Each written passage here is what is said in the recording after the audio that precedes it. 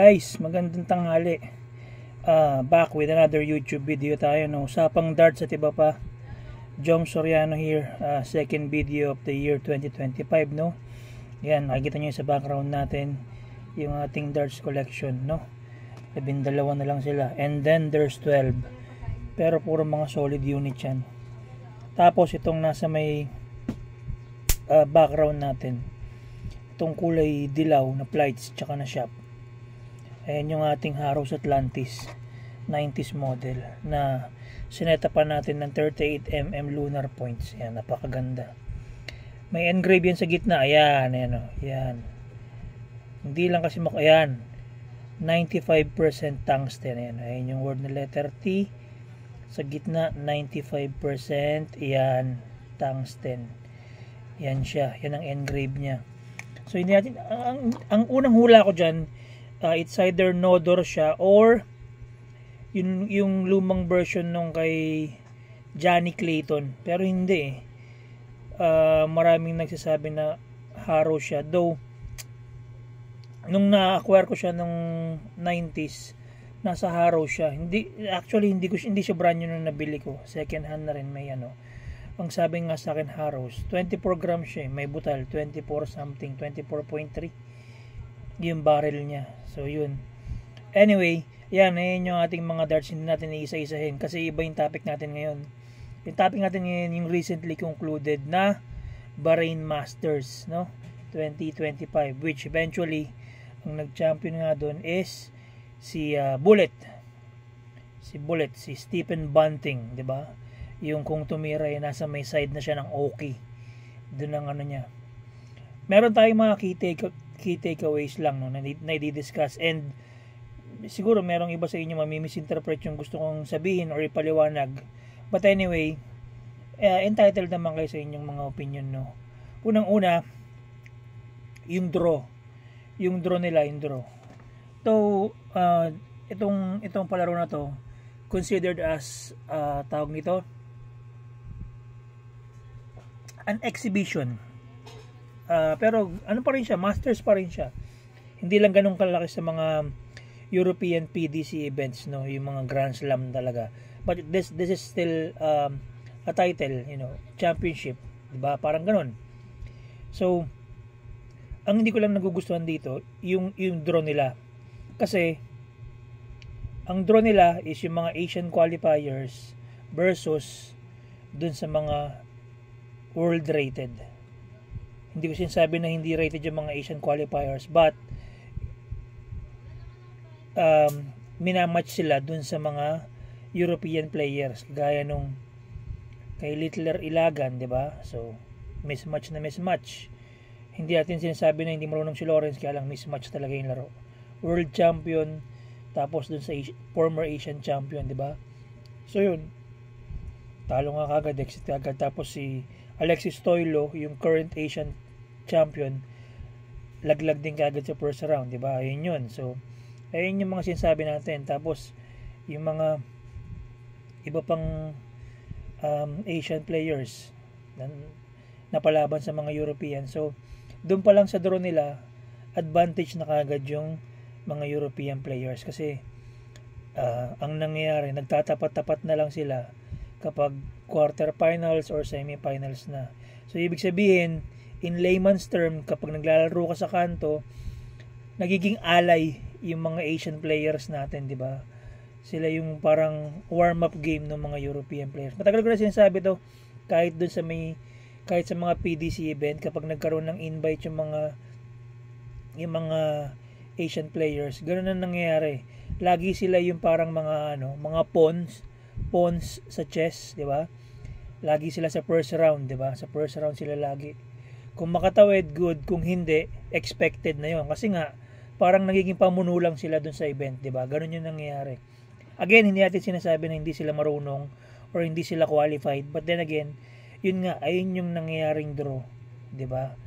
Siguro na rin kaya nangyayari yun dahil mababa nga yung rankings nila. Tapos high rank yung mga lumalaro dun sa European, di ba? Sila yung mga world rated. So, ganun siguro yung basihan nila. But anyway, ayun lang naman yung opinion ko dun.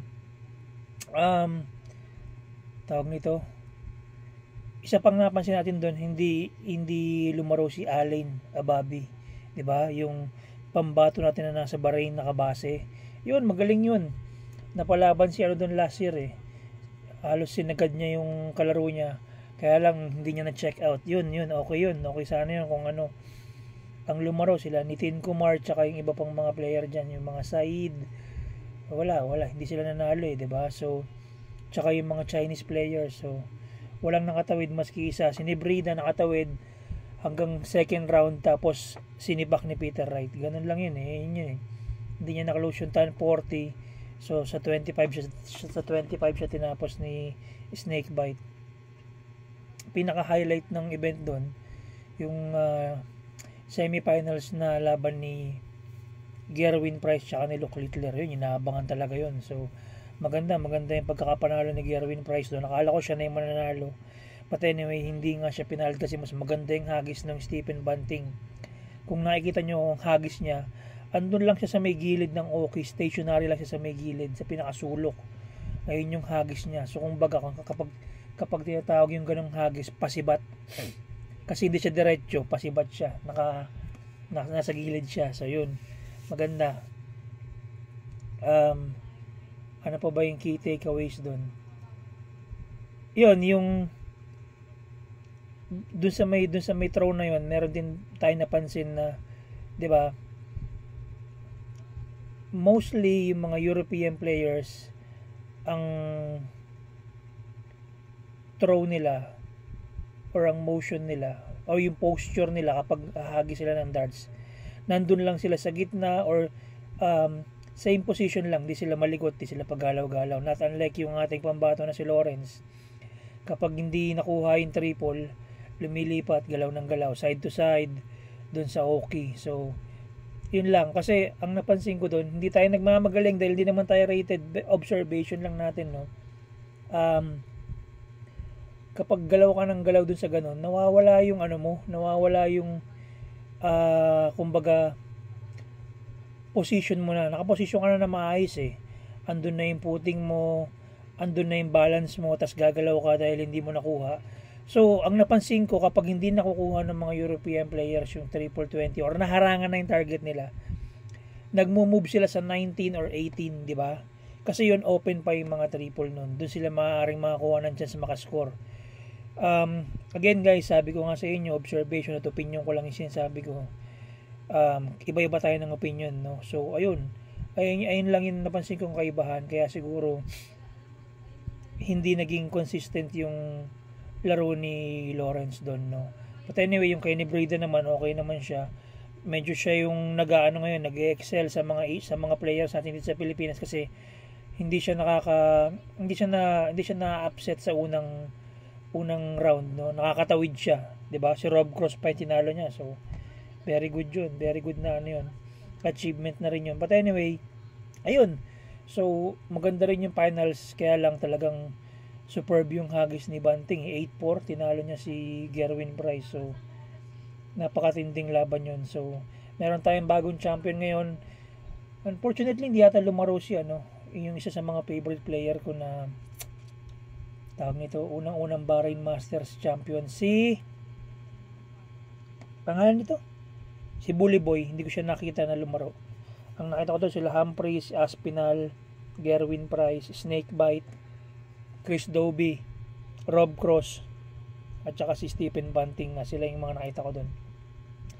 Ayan. So yung guys, bali, ayun lang yung natin, no? Yung usapan natin yung kasi hindi ko naman pwedeng ginawa ko lang background tong mga darts natin para sa video natin na to.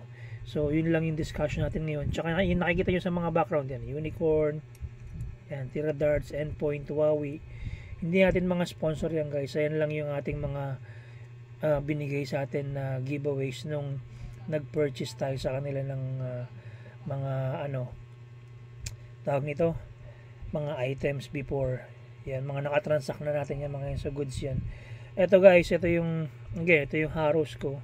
Ito yung pinapractice ko ngayon. Gagawa tayo ng next video natin featuring to.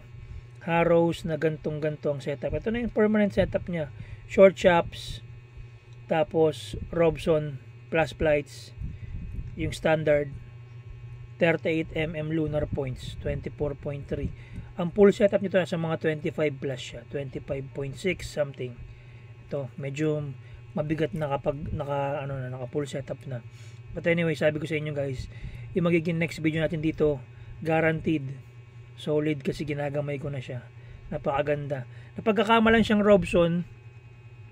Yung Robson na meron kasing gantong ginaya yung Robson. Hindi ko lang alam kung anong type ng Robson darts yun. Ganto rin yung may kulay pula tsaka may kulay blue. Ring of Fire yata yun or something. But anyway, hindi siya Robson guys. Meron siyang rito na tungsten. Ayan o. Ayan. Ayan. Ayan guys. Ito. Ayan. 95% tungsten. Ayan.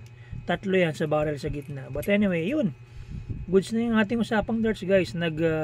Video lang tayo. Yung second video natin is like the observation lang dun sa recently concluded na Bahrain Masters 2025 which eventually won by Stephen Bullet Bunting. So, ayun guys, dumadami na tayo kahit pa mabagal yung pagdami ng group or ng mga subscribers natin, nasa mga 200 plus na tayo. Maraming salamat po sa mga sumusuporta at nanonood ng video natin. Hopefully dumami pa po tayo, no. So, yan guys. Tapos na po yung ating usapang darts, yung ating mixing discussion. Maraming salamat po and please like and subscribe po dito sa ating YouTube channel. Ito po yung YouTube channel ng mga hindi rated, no. Ako po hindi rated. Hindi rin po ako ganun kagaling, no, pero nakakapanalo naman tayo ng laro. So yun. Jom Soriano here po guys. Happy New Year. Thank you so much and magandang hapon po sa inyo.